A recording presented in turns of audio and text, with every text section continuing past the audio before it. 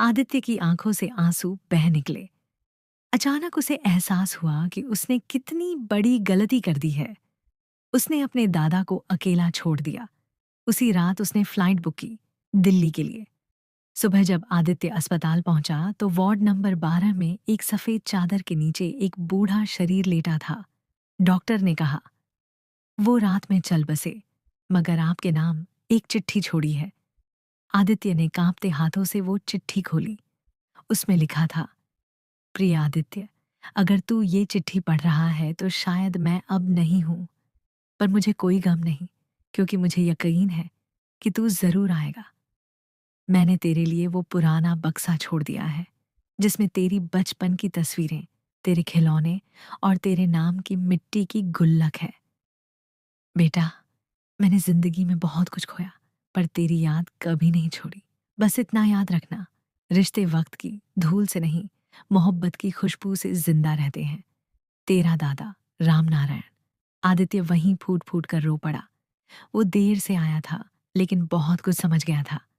अंतिम संस्कार के बाद जब वो दादा के घर पहुंचा तो सब कुछ वैसा ही था। लकड़ी की खटिया, दीवारों पर पुराने कैलेंडर और एक टेबल पर रखी अधूरी चिट्ठी।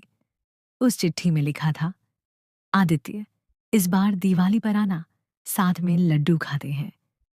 आदित्य ने उस चिट्ठी को अपनी छाती से लगाकर कहा, दादा, इस बार दिवाली पर मैं आया हूं, पर आप नहीं हैं। वो घर के बाहर बैठ गया और जैसे दादा करते थे वैसे ही मिट्टी के दिए जलाए। हर दिए में उसे अपने दादा का चेहरा दिखा, मुस्कुराता हुआ, सुकून से भरा। धीरे धीरे रात गहराती गई। आसमान में एक तारा बहुत तेज चमक रहा था।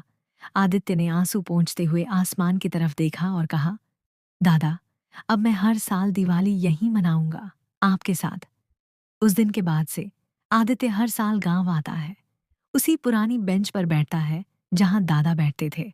और जब भी हवा चलती है तो लगता है कोई धीरे से कह रहा हो, शाबाश मेरे शेर, तू आ गया। अंत में बस इतना ही, कभी कभी जिंदगी में दूरी वक्त नहीं बनाता, हमारी बेखबरी बनाती है।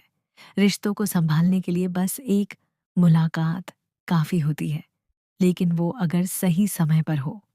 अगर आपको ये कहानी पसंद आई हो तो इसे लाइक करना मत भूलिएगा। और हाँ, चैनल स्टोरीज इन ग्लोब को सब्सक्राइब जरूर कीजिए, क्योंकि यहाँ हर कहानी एक नई दुनिया का दरवाजा खोलती है। बेल आइकन दबाइए ताकि अगली कहानी की दस्तक सबसे पहले आपके पास पहुंचे। आपका साथ हमारी सबसे बड़ी प्रेरणा है। मिलते हैं अगली कहानी में एक नए जज्बात, एक नई दास्तान के साथ। तब तक सुनते रहिए स्टोरीज इन ग्लोब।